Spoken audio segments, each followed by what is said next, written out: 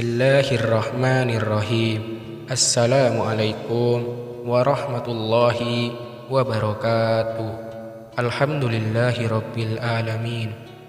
Wassalatu wassalamu ala asyrafil anbiya'i wal mursalin wa ala alihi wa sahbihi ajmain. Amma ba'du. Sahabat mukjizat amalan yang dimuliakan Allah, semoga Allah senantiasa melimpahkan rahmat dan hidayahnya kepada kita semua. Kita diberikan kesehatan, barokah umur, murah rezeki, serta apa segala hajat Anda akan dikabulkan oleh Allah Subhanahu wa Ta'ala. Amin, amin ya Rabbal alamin.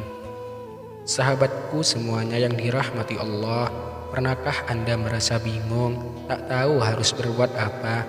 Masalah demi masalah datang bersamaan tanpa silih berganti, sehingga Anda menganggap ujian Allah tak sebanding dengan kekuatan yang ada. Anda juga merasa doa tak kunjung dikabulkan oleh Allah. Mengapa demikian? Bisa jadi karena masih ada dosa yang belum terampuni, hingga dosa itu menjadi penghambat rezeki dan terkabulnya doa Anda.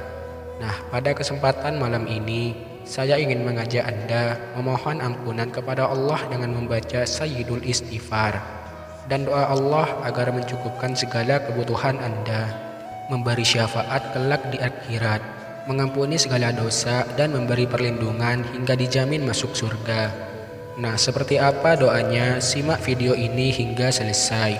Namun sebelum lanjut, saya mengajak Anda untuk menekan tombol subscribe dan like video ini. Kita bangun channel ini agar tetap bisa memberikan amalan dan menyebar kebaikan dunia dan akhirat. Dan bagi yang subscribe dan like, saya doakan selalu panjang umur, murah rezeki, dan selalu bahagia. Sahabatku semuanya yang dirahmati Allah, nah bacalah doa berikut ini.